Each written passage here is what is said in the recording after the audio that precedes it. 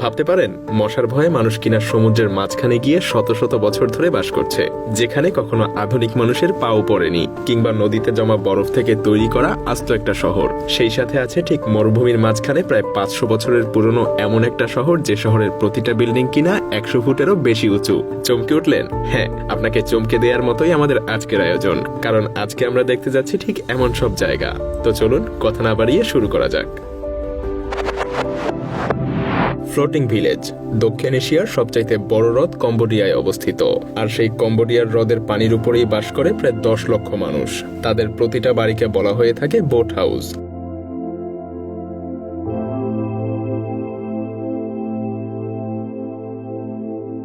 শুনতে অবিশ্বাস্য মনে হলেও এখানে প্রতিটা মানুষ বাস করে এসব ভাসমান নৌকাগুলোতে। এগুলো আমাদের চোখে নৌকা মনে হলেও তাদের চোখে এগুলো বাসস্থান।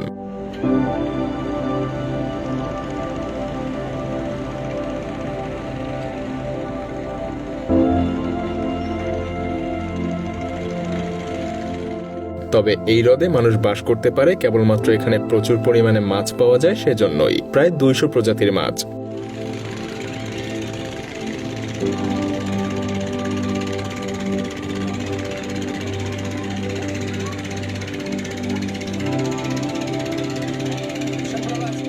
বিশাল একটা অঞ্চল জুড়ে এই পুরো জনবসতি এখানে বাস করে। তবে তাদের এই অসাধারণ জীবনের চিত্র দেখতে প্রায় ট্যুরিস্টদের আগমন ঘটে।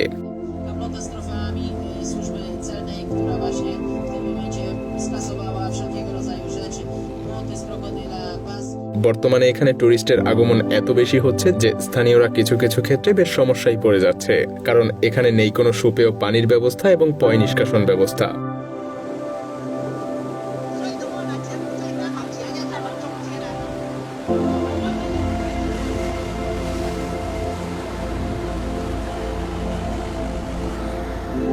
তবে এভাবেই বছরের পর বছর ধরে এখানে স্থানীয়রা বাস করে আসছে। এই গ্রামটাকে টিকিয়ে রাখার জন্য যেমন এই হ্রদ সাহায্য করে, তেমনি এখানকার প্রতিটা মানুষ একে অপরের সাহায্যেই টিকে থাকে। ঠিক সবাই মিলে যেন একটা পরিবার।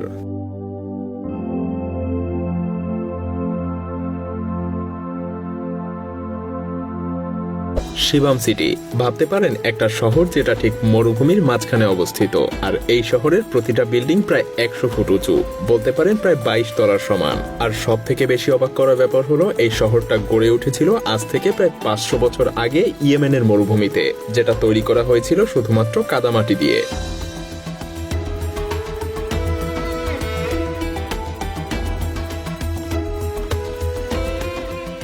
শুধু তাই না, শহরটা ঘেরা রয়েছে বিশাল উচ্চতার একটা প্রাচীর দিয়ে। তারা এই প্রাচীর তৈরি করেছিল যেন অন্য কোনো সাম্রাজ্যের আক্রমণ এবং আচমকা বৃষ্টিপাতের কারণে বন্যার হাত থেকে রক্ষা পাওয়া যায়।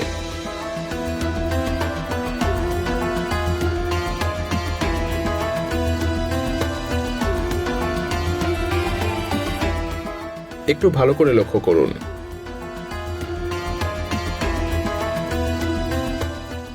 কি ভাবছেন, এই 21 শতাব্দীতে এসেও আপনার শহরও হয়তো এত পরিকল্পনা মাফিকভাবে তৈরি করা হয়নি? সত্যি আশ্চর্য হওয়ার মতোই একটা শহর। আর তাই তো ইউনেস্কো এটাকে বিশ্ব ঐতিহ্যবাহী স্থানগুলোর তালিকায় অন্তর্ভুক্ত করেছে। আর সবথেকে বড় চমকপ্রদ তথ্য হলো মরুভূমির মধ্যে এই শহরটা এমনভাবে তৈরি করা হয়েছে যেটা 100 ফুট উঁচু রুমগুলোতেও ঠান্ডা অনুভূত হয়, অথচ মরুভূমির মাঝখানে এটা হওয়ার কথা ছিল প্রচন্ড গরম। আর সেজন্যই এই শহরে এখনো মানুষ বাস করে।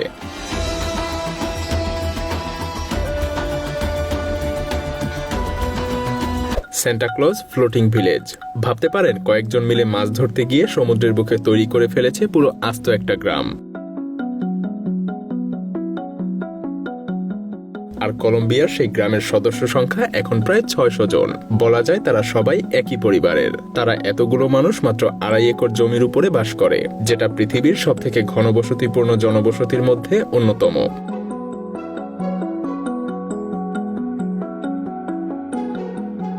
কোরাল রিফের উপরে তৈরি করা গ্রামটাতে রয়েছে প্রায় 100টা বাড়ি। তবে সবথেকে দুঃখজনক ব্যাপার হলো এখানে একই ছাদের নিচে, অর্থাৎ এক রুমে 10 জনের মতো মানুষ বাস করা এখানে খুবই স্বাভাবিক একটা দৃশ্য।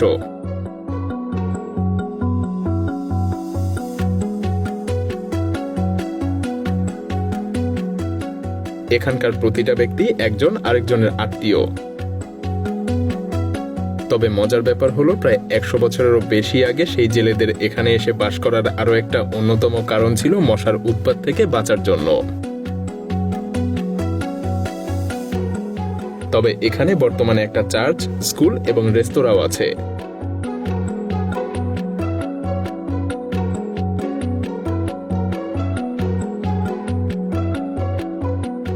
আর বহু প্রজন্ম ধরে তারা এভাবেই টিকে আছে সমুদ্রের মাঝখানে।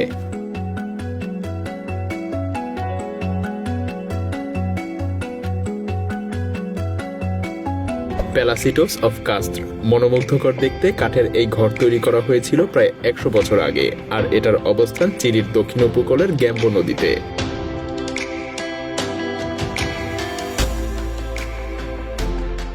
এখানকার রাস্তা থেকে শুরু করে সবকিছুই প্রায় কাঠ দিয়ে তৈরি। 19 শতকের দিকে জলোচ্ছ্বাসের মোকাবেলা করার জন্য স্থানীয়রা এভাবেই বাড়ি তৈরি করেছিল। তারা তাদের বাড়ির নিচে তাদের নৌকা বেঁধে রাখত, আর এখানটাতে বাস করত শুধুমাত্র জেলেরা। যদিও বর্তমানে এই শহরটা বেশ উন্নতি করেছে, কিন্তু এই জায়গাটা তাদের ঐতিহ্যের একটা অংশ হয়ে গিয়েছে, তাই এখনো তারা এটাকে ধ্বংস না করে নিজেদের বাসস্থান হিসেবে বাস করে আসছে।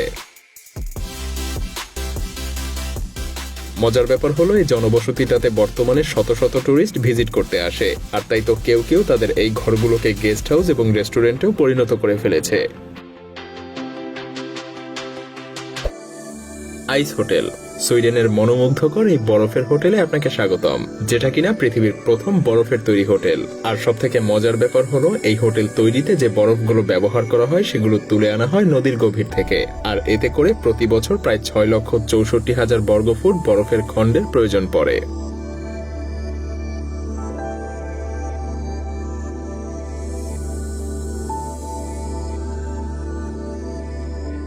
প্রতি শীতে প্রায় 50 জন শিল্পীকে হোটেলটাকে নতুন করে আবার সাজিয়ে তুলতে হয়। হোটেলটার শুরু থেকে শেষ পর্যন্ত সবকিছুই বরফ দিয়ে তৈরি।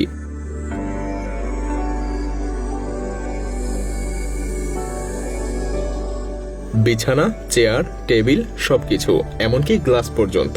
হোটেলটাকে শিল্পীর চোখে যেন একটা ক্যানভাস মনে হবে।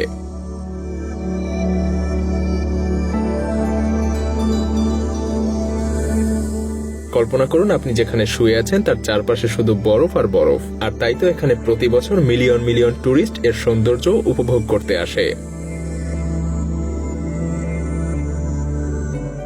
তবে মজার ব্যাপার হলো শীতের শেষে এই হোটেলটা পুরোপুরি গলে যায়, আর তখন এই হোটেলটা একদম নিশ্চিহ্ন হয়ে যায়। তাই আপনাকে এর সৌন্দর্য উপভোগ করতে হলে অবশ্যই শীতের মৌসুমে আসতে হবে।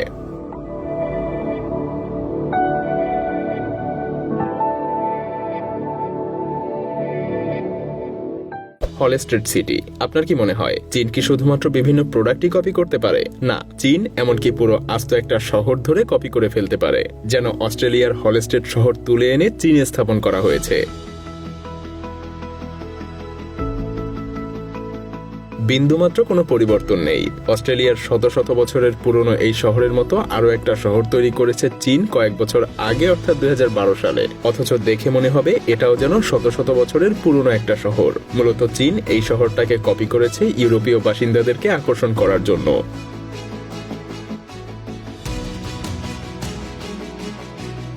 কিন্তু চীন এই একটা শহর কপি করেই ক্ষান্ত দেয়নি। তারা বিভিন্ন প্রোডাক্টসের সাথে সাথে বিভিন্ন বিখ্যাত শহরকেও কপি করতে শুরু করেছে, আর তাদের এই কপি করার প্রক্রিয়া কিন্তু এখনো চলমান।